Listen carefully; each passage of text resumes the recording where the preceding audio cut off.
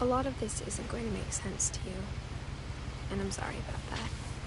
I'm just going to start at the beginning, with the house.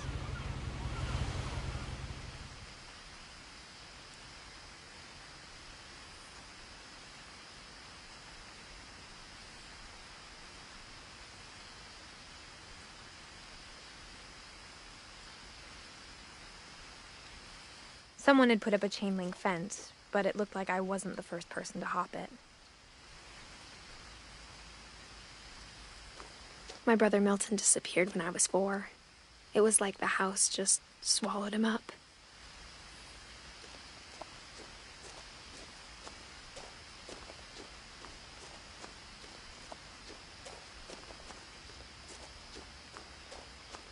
I lived here until I was 11, but I wasn't allowed inside half the rooms.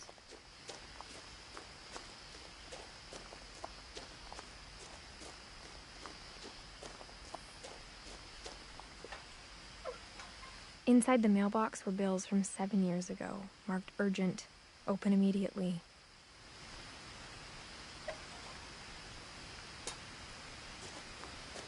I hadn't been back since my brother Lewis's funeral.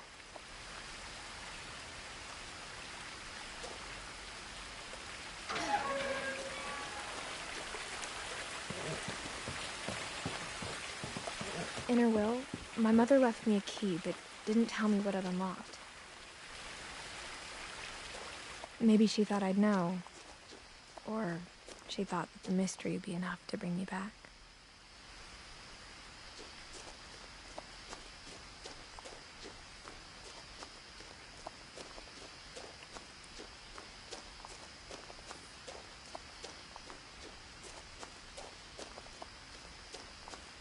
No one had driven this way in a long time, but I saw a few hoof prints.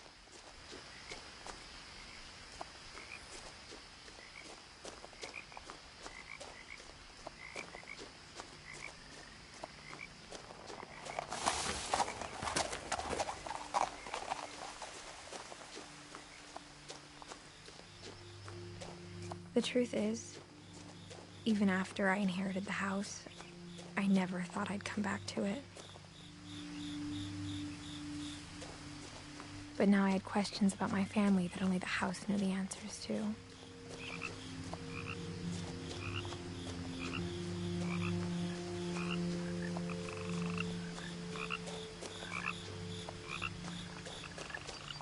The house was exactly like I remembered it, the way I'd been dreaming about it.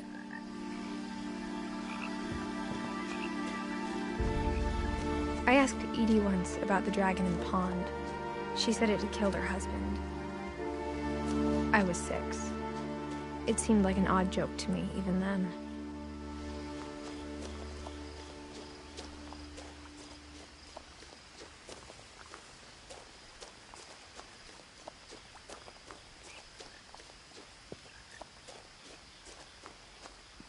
As a child, the house made me uncomfortable in a way I couldn't put into words.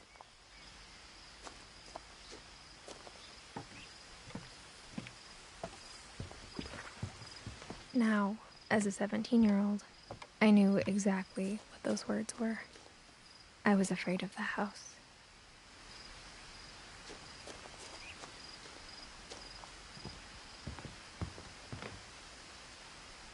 I hoped the key might unlock the front door. It didn't. Looking in, I felt like the house itself had been waiting for me.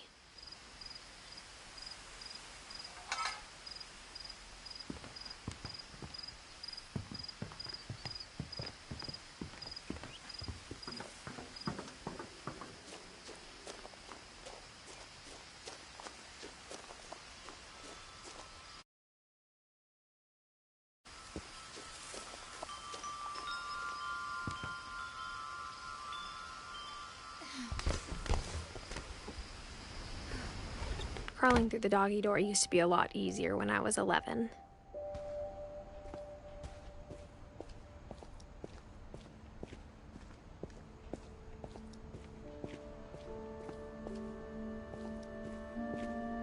For the first time in years, I felt like I was home. But instead of a family, there were just memories of one.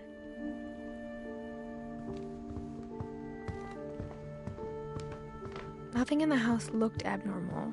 There was just too much of it, like a smile with too many teeth. Edie told me once that every Finch who ever lived is buried somewhere in the library.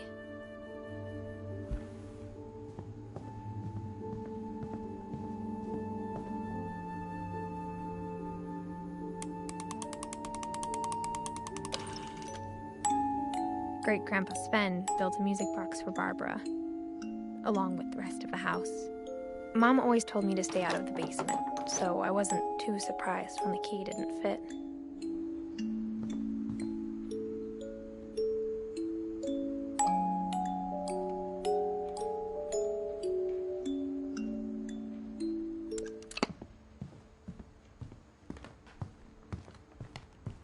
The table was still a wreck from the night we left.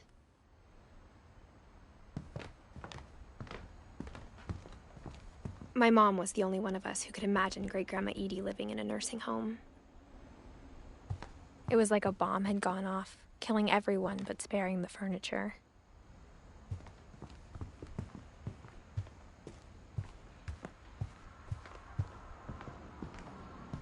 After Louis started working at the cannery, we all got pretty sick of salmon.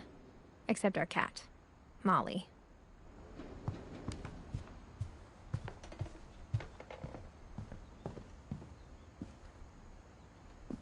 After Milton disappeared, Mom sealed up all the bedrooms. Then Edie retaliated and drilled peepholes.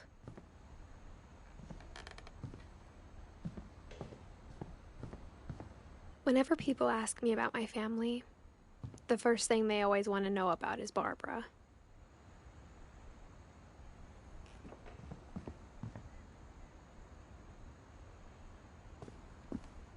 Mom must have locked the third-floor stairs on the night we left.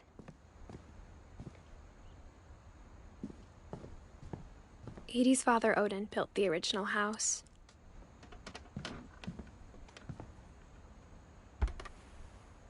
Barbara was a child star for 2 years, until America grew out of it.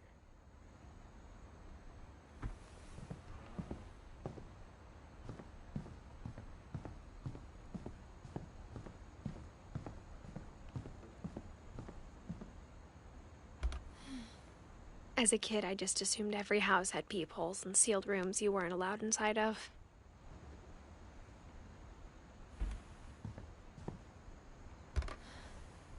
My Grandpa Sam spent 7 years sharing a room with his dead brother, Calvin.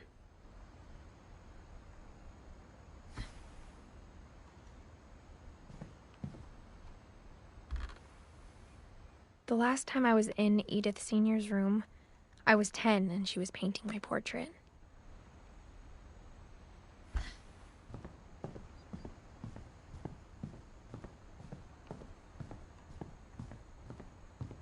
I spent a lot of time playing in Great Uncle Walter's room.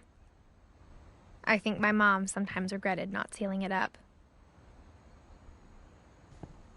Louis told me there were secret passages, but I never believed him.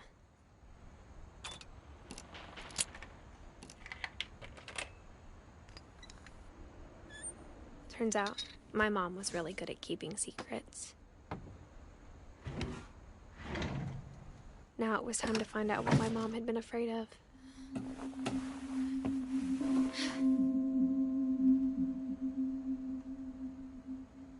Reading this, maybe it sounds like I had a plan, but I had no idea what was behind that door.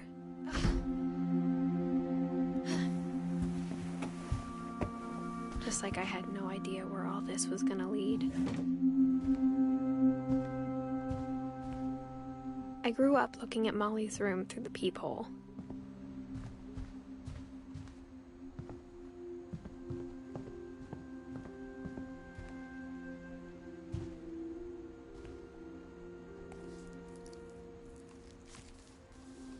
December 13th, 1947.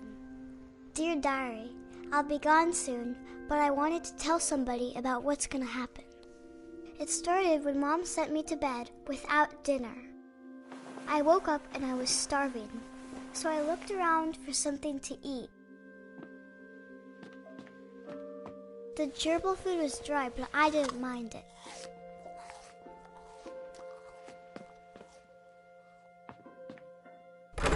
Mom, can I come out now? Sweetheart, it's late. Go to sleep. My Halloween candy was all gone.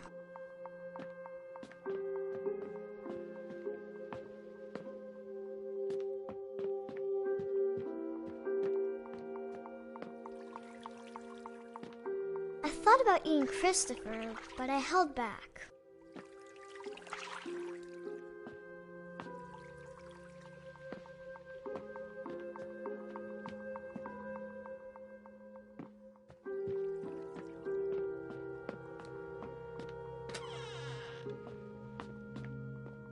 I kept eating and eating.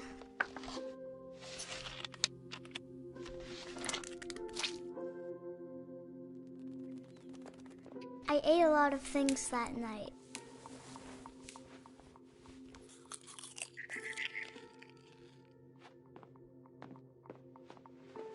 Then I heard chirping outside my window. It was a barn swallow going back to her nest. I reached out for her.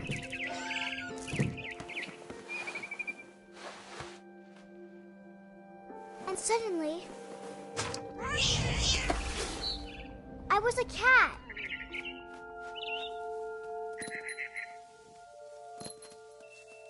I tried to be quiet, but the bird was really scared.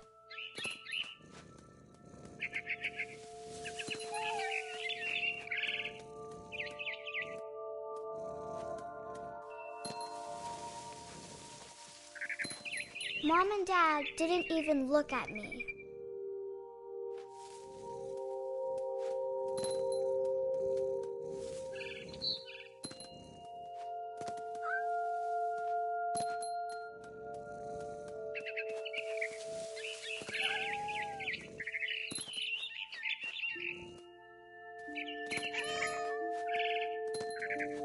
The babies were all gone.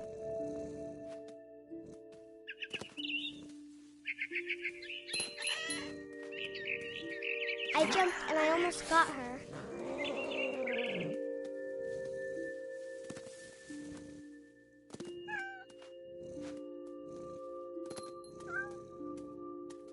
I could tell she was getting really tired.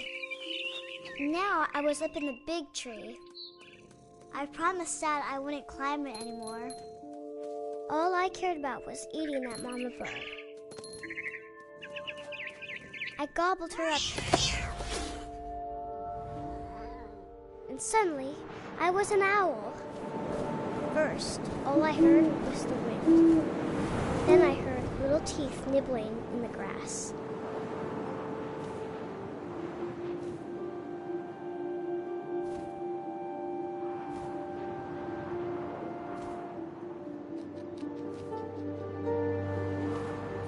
once.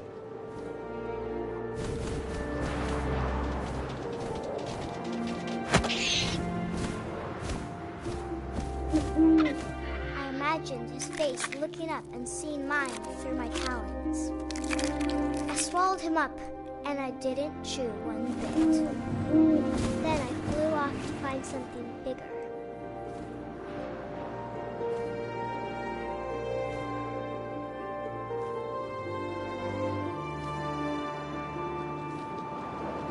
A mama rabbit.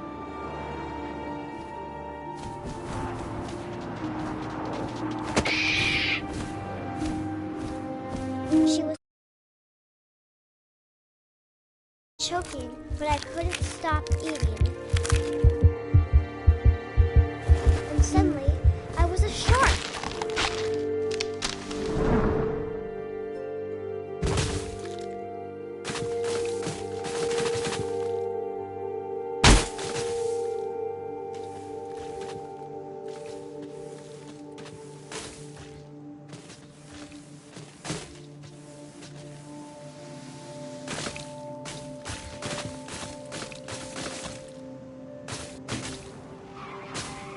I rolled off a cliff and into the ocean.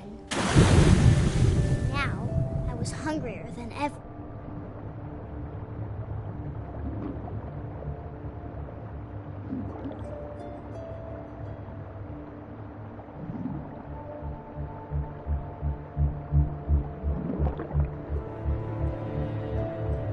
I wanted fat, juicy seals.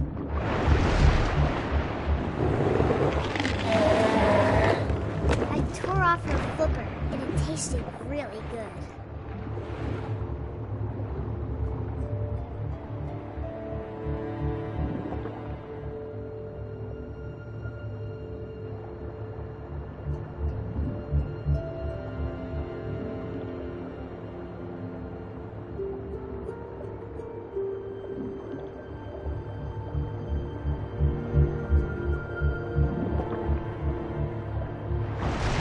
Grabbed on tight.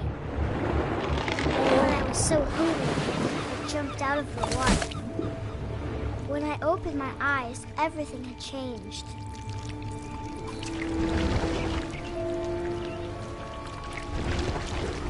Now I was a monster, and I smelled people everywhere.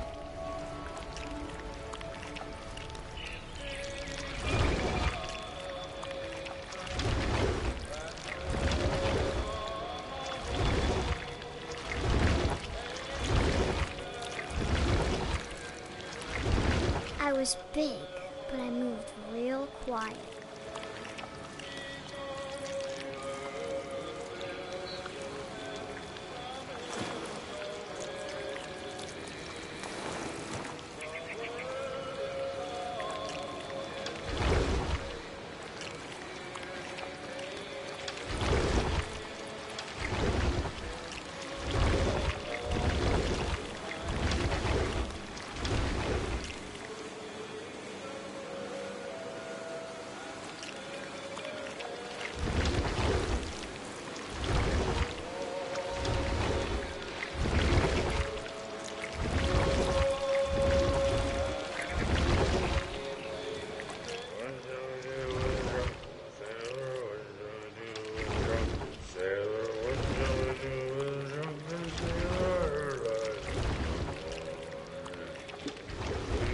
Belly with a rusty razor, shave his belly with a rusty razor, shave his belly with a rusty razor, in the morning.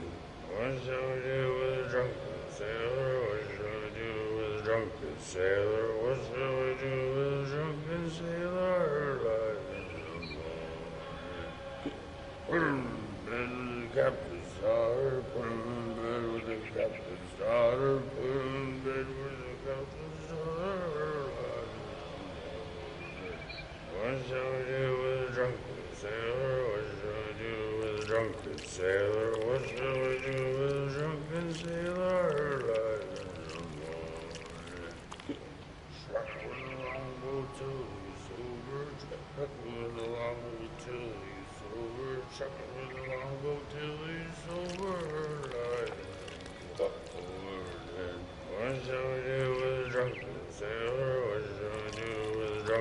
sailor, what shall we do with a drunken sailor alive in the morning? Put him in the scuppers with a hose pipe on him, put him in the scuppers with a hose pipe on him, put him in the scuppers with a hose pipe on him, alive in the morning. What shall we do with a drunken sailor? What shall we do with a drunken sailor alive in the morning? Heave-ho, she rises, heave-ho, she rises, heave-ho, she rises early in the morning.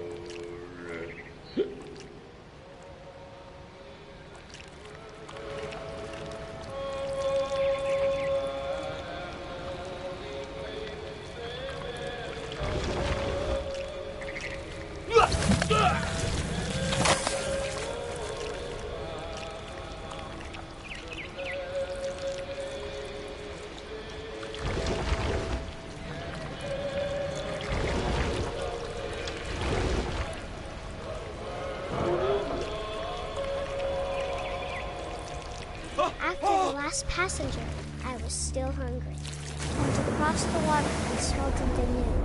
Something I had to have, so I swam towards it. I slithered onto the sand, and the good smell went into an old pipe.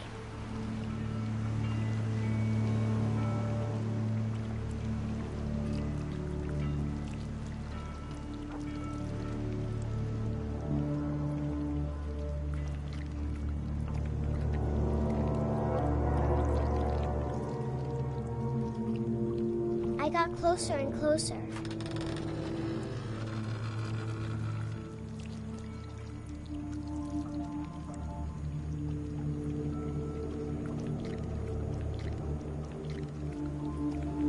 All my stomach started growling. And suddenly, I was me again. I held my breath for a long time, but I couldn't hear anything. I think it's waiting for me to fall asleep. But it's not going to wait much longer. It needs to feed, and we both know I will be delicious.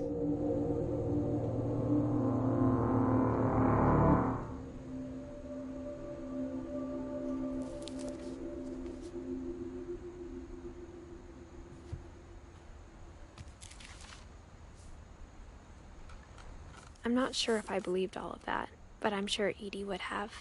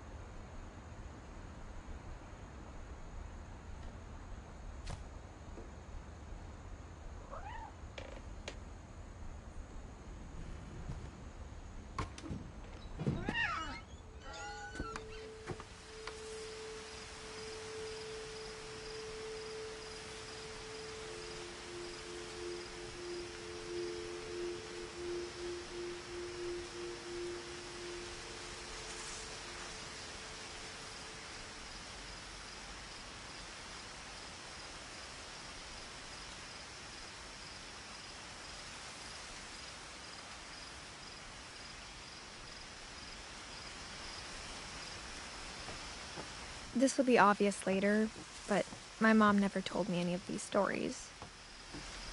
Edie would have, but Mom didn't like bringing up the past. Though, when we adopted a stray kitten, she was the one who named it Molly. I spent a lot of time in Great-Grandma Edie's room.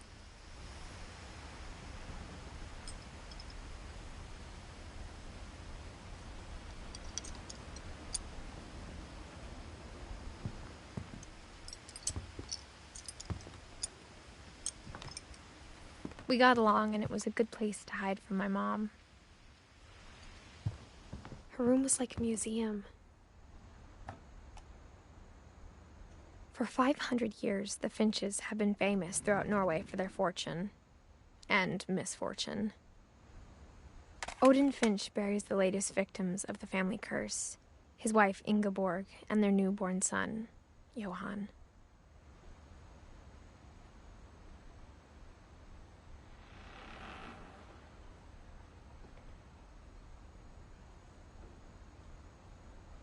On January 7th, 1937, he set sail with his family and his house, hoping to leave the curse behind. But 40-foot waves off the coast of Washington send the house and Odin to the bottom of the sea. Odin's daughter Edie, with husband Sven and baby Molly, step ashore on their new home, Orcas Island. Odin Finch is the first to be buried in the new family cemetery. His daughter Edie is already dreaming of a new Finch house.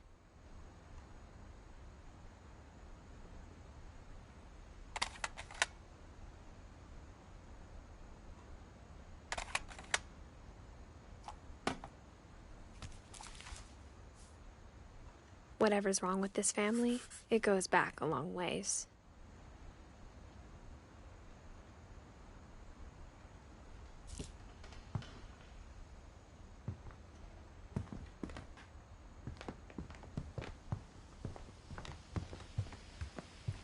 When Edie told people Sven was killed by a dragon, she could also have said he was building a dragon-shaped slide that collapsed.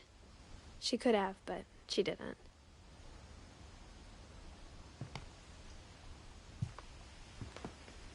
One summer, they evacuated the island, but Edie refused to go. For a few weeks, she was a celebrity. I hadn't thought of myself as Edith Jr. for a long, long time. Edie gave a big interview about a mole man living under the Finch house.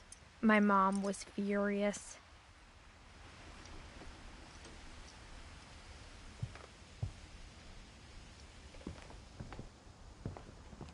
Even in her 90s, sometimes Edie seemed a lot younger than my mother.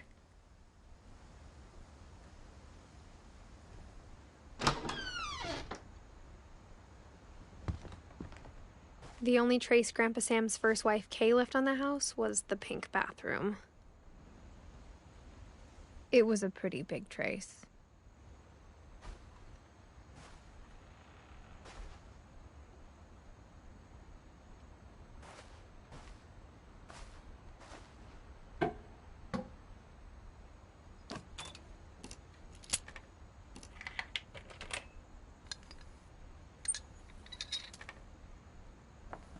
There's a secret in this bathroom.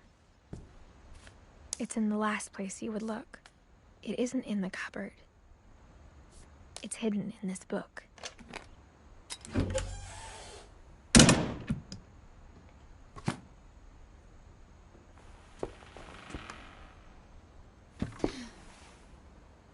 Sven gave Sam an old camera he'd refurbished. He never put it down.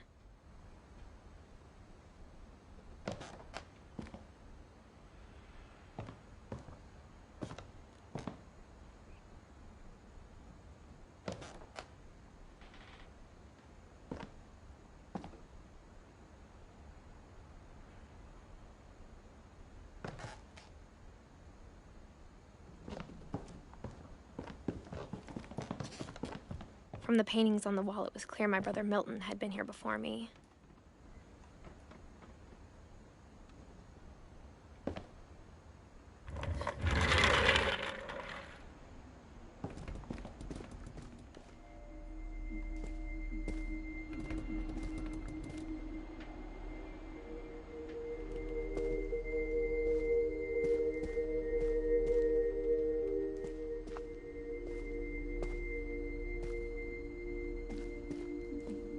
I knew Grandpa Sam had a twin, and that he never talked about him. I guess my grandpa didn't like history any more than my mom did.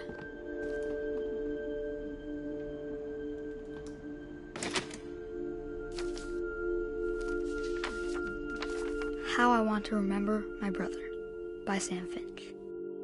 The thing I remember is that when he made up his mind, that was it.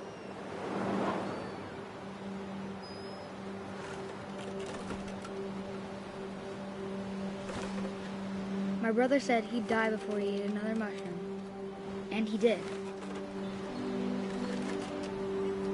At Barbara's funeral, he swore he'd never be afraid again. And he wasn't. I think Calvin always wanted to fly.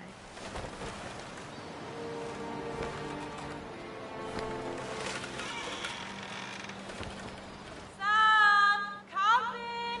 Dinner's ready! Coming! But that day, he finally made up his mind to do it. I told him going around was impossible. Maybe if I hadn't said that. Calvin! I'm not gonna tell you again!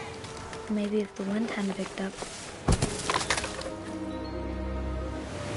Then maybe he'd still be here. But I doubt it. I think he'd already made up his mind.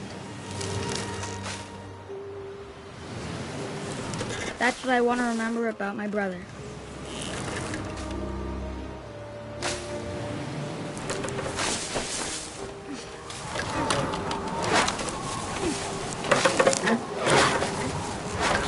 The day he made up his mind to fly.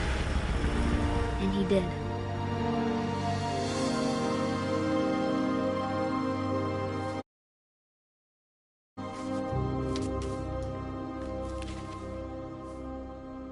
Calvin's story felt strangely familiar. When I was younger, I remember trying to do the exact same thing.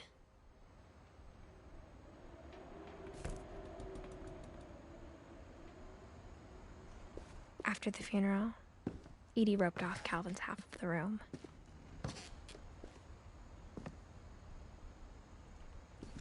Mom said Grandpa Sam enlisted at 18 and never set foot in the room again.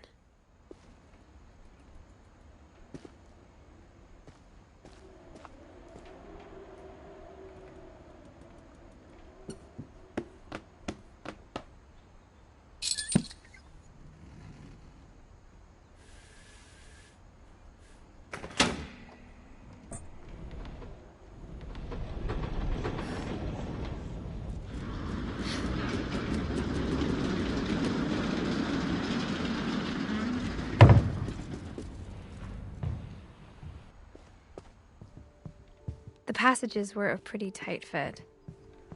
They'd obviously been built for smaller hands and bellies.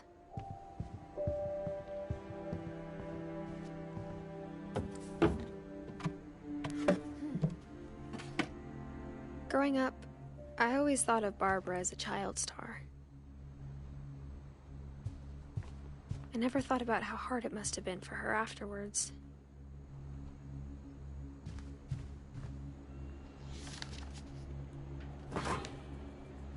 Of all the stories people wrote about Barbara's death, I'm surprised Edie saved this one.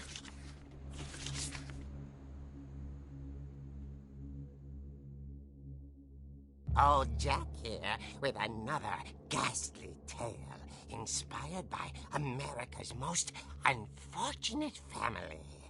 I'm calling it The Surprise Ending of Barbara Finch. As a child star, Barbara was famous for her scream. Now at 16, she was all washed up, a has-been. But in a lucky break, she'd been asked to perform her signature scream at a local convention for monster movie fans. It was just the boost her career needed. Unfortunately, her scream hadn't aged well. Getting better. I think you just need the right motivation. Her biggest fan and current boyfriend, Rick, was about to demonstrate when... Now that was a great scream. It was Barbara's father, Sven. He'd slipped into a table saw and had to be rushed to the emergency room. So Barbara got stuck babysitting her youngest brother, Walter. Her convention comeback was cancelled. Okay, I'm hearing frustration, but I'm not hearing terror. What if I tried... A gang of hoodlums in Halloween masks have been terrorizing Orcas Island tonight. Police are urging residents to... That came from the basement. You're right! Also, I loved your delivery on that. Why is your basement door locked? Because my dad likes making puzzles and secret passages. There's a key hidden in the music box. The secret is to keep winding and winding until finally the key pops out. Thanks, babe. I'll be back in a sec. 20 minutes later, Rick hadn't returned. So Barbara went to look for him, right on cue. She reached for the music box. And as she wound the key, she listened for Rick, but the house was silent.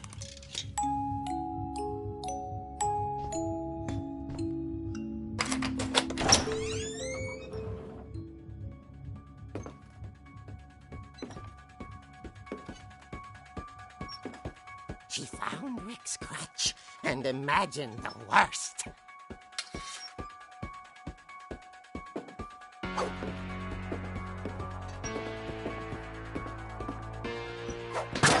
The gang's leader is the infamous Hookman killer, Dr. Carl Hamill, who impaled and then ate his family 10 years ago tonight. The old fridge rattled and grew still. Oh dear! Oh! Rick? Barb, relax. I was just trying to scare you to help you find your scream. Well, I'm not scared, Rick. I'm furious. Then act furious.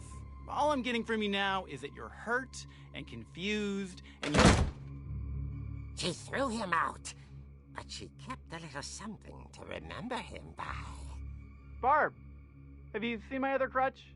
And she was still holding it when she fell asleep watching the late picture show. Hours later... Barbara! Walter, what's going on up there? Ah!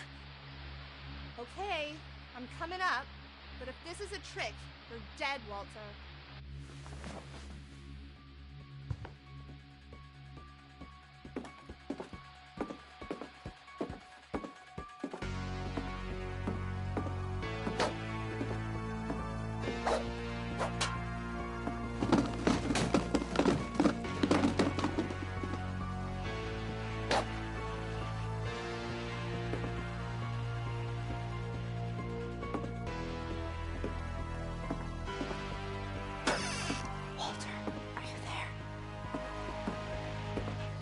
Walter had vanished, but his bedside radio was still on. Orcas Island police describe the man as 6 feet tall, with a steel hook for a hand. Residents are urged to lock all doors and windows and notify the police of any suspicious activity. Barbara turned, saw the hookman, and was speechless. He was quite smashing.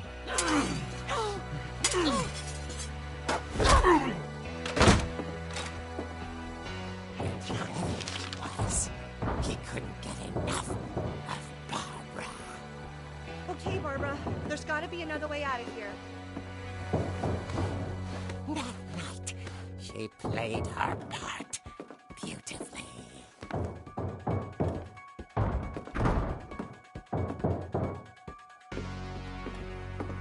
Molly's door hadn't been opened in years. The hinges groaned.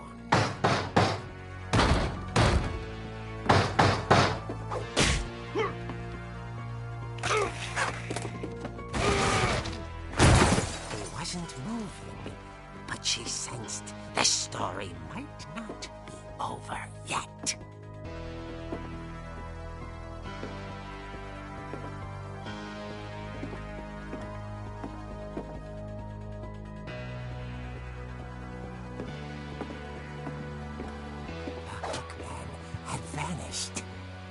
listened for his breathing, but all she heard was...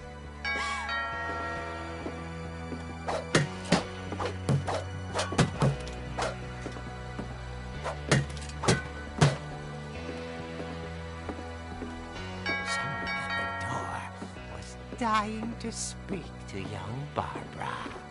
At the door, she heard whispering. It was coming from inside the house.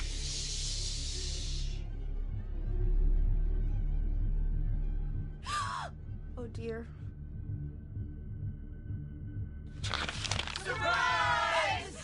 Bravo, Barbara! You were wonderful! The monsters had come to surprise her. For Barbara, it was a dream come true. Then she saw what kind of monsters they were, and she realized what was about to happen. She was going to be famous. And with her final breath, Barbara Finch gave the performance of her life.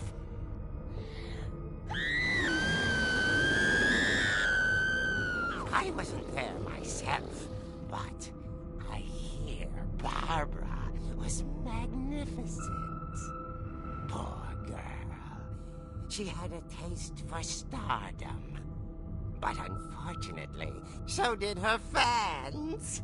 Of course, the police blamed it all on poor Rick, who disappeared the same night. And little Walter? Hiding under his bed the whole time.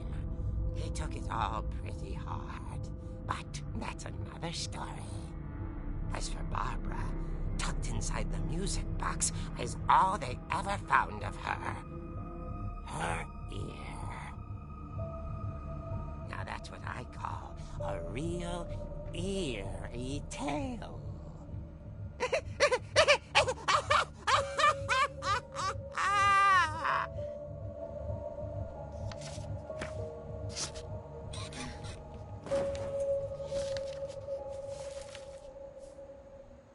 Edie told me all Barbara wanted was to be remembered, as absurd as that comic was. Maybe what Edie saw was a happy ending.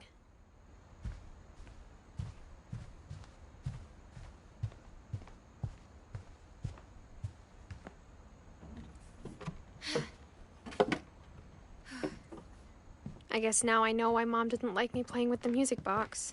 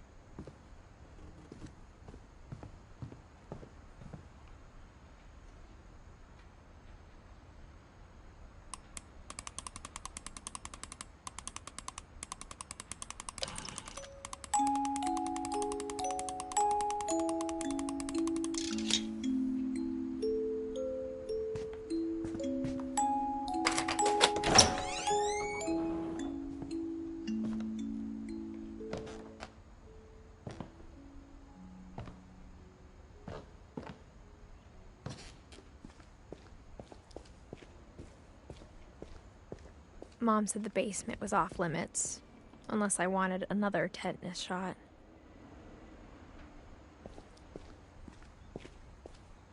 I saw Edie sneak down to the basement once, carrying packages. I thought maybe she was hiding presents.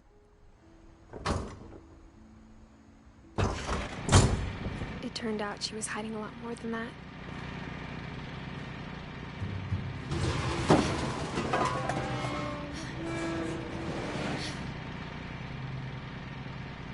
I remember asking Mom once about where Walter had gone. She said after Barbara died, he got as far away as he could. If there's a pattern in all these stories, I think it's that none of us has gotten very far.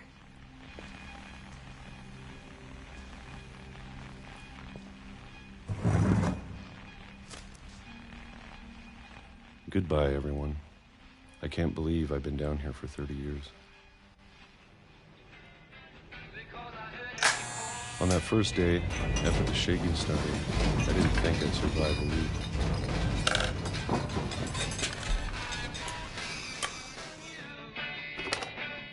But after a few days, I settled into a routine.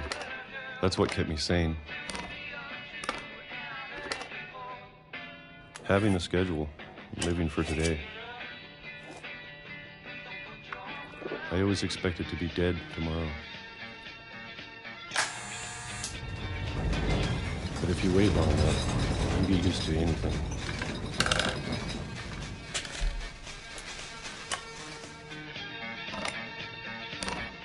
Even a monster on the other side of the door starts to feel normal. Almost friendly.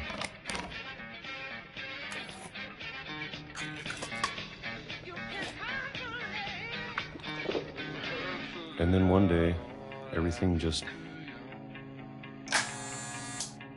stopped. Whatever that thing was, it was gone. Maybe it got tired of waiting. Or maybe I just got tired of being afraid.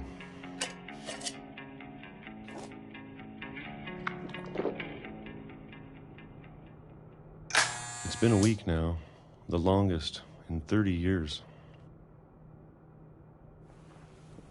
I'm done waiting. I have to leave. Well, I still can.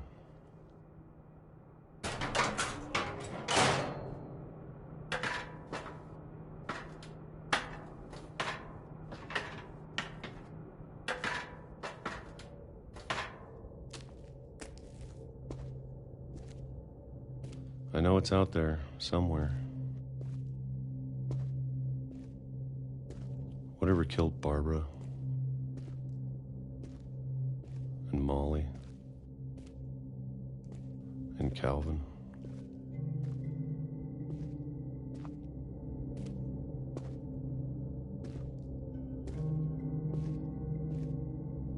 Maybe this is all a mistake. But I need to stop living the same day, even if it kills me.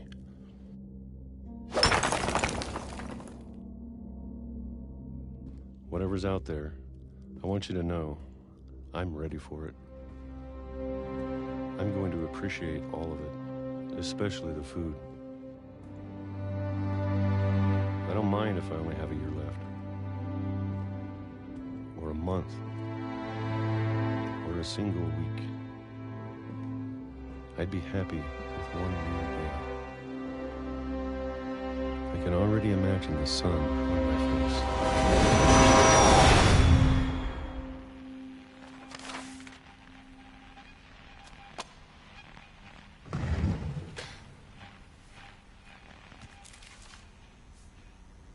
Walter died when I was 6. I can't believe my mom never told me he was down here.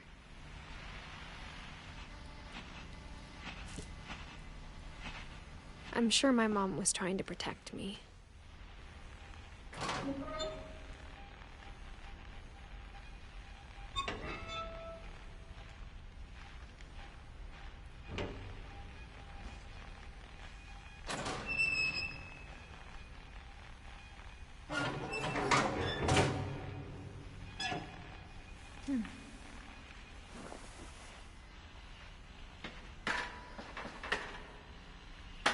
Maybe she was afraid I'd end up like Walter. But if she never told me about an uncle under the house, I can only imagine what else she was hiding. I don't want to make the same mistakes she made, trying to bury something that's still alive.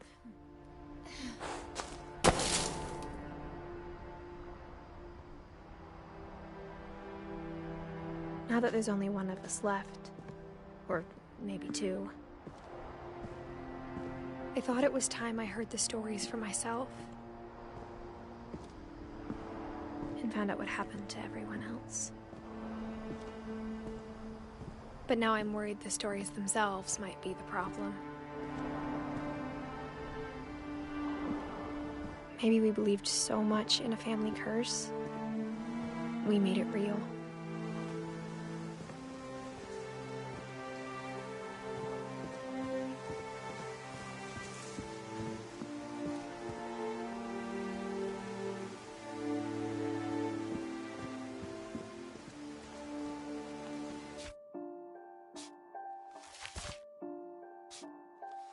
I don't know if I should even be writing this.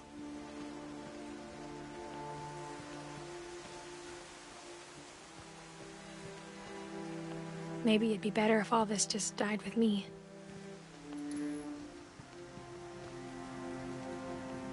But I thought you should know about your family.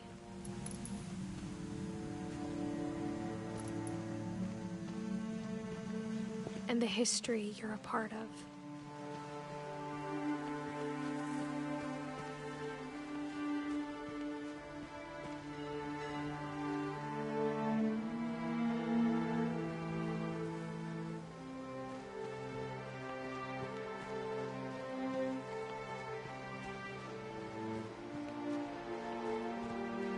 Though to be honest, I feel as lost as you probably do right now.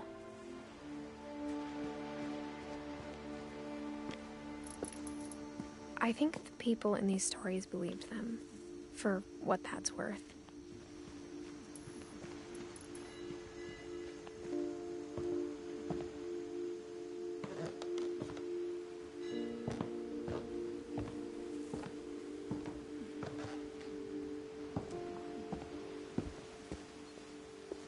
And when you look at the house, that history of imagination and stubbornness and madness, any of it seems possible.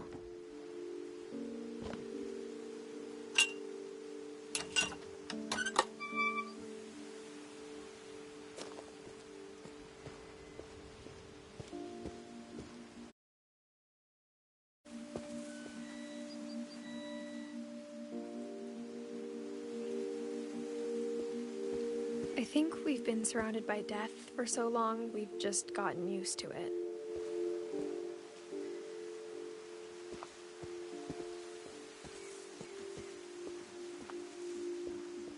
What kind of family finishes building a cemetery before starting the house?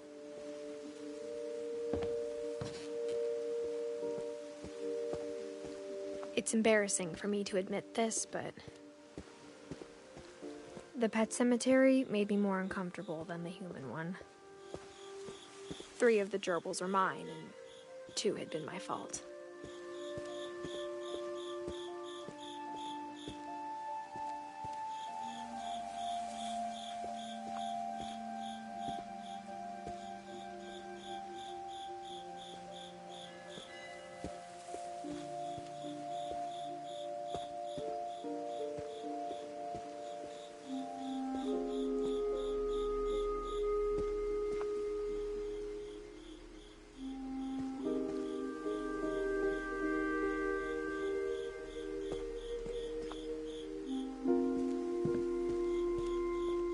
Sven built the house, but it was Edie who designed the cemetery.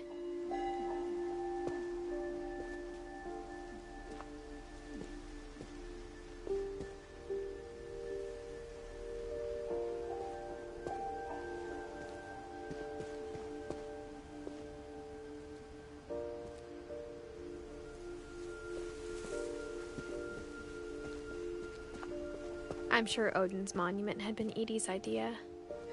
My mom was always trying to move on, but for Edie, the past never went away. She could see it poking out of the water at low tide.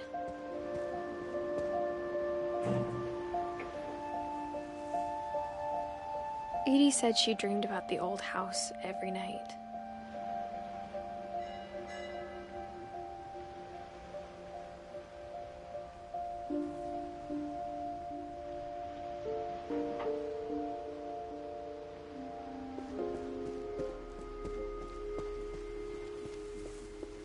Edie's side was always easier for me to understand. But the older I get, the more I can see where my mom was coming from. Her dad had been pretty strict, but it wasn't enough to save her brothers. She was just trying to do better.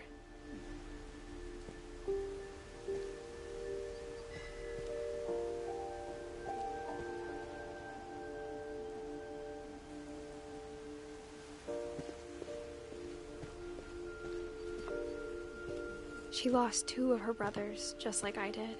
I get why she tried so hard to protect us.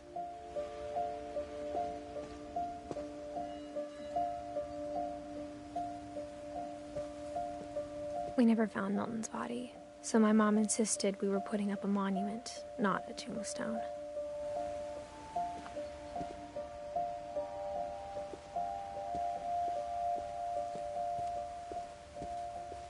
There's so many things I wish I could ask my mom now. Part of me thinks this is what she wanted all along. For me to come back someday and find everything out for myself.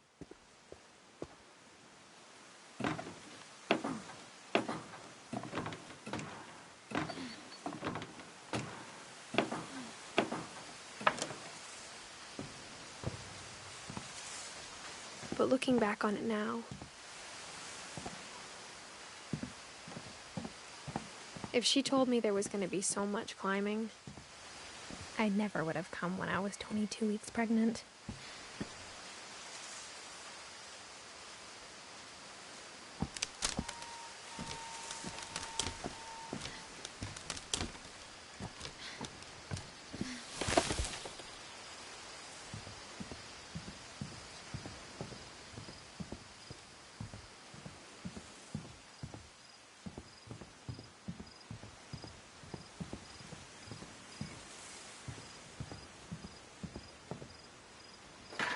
I never met Grandpa Sam, but I think he and my mom had a lot in common.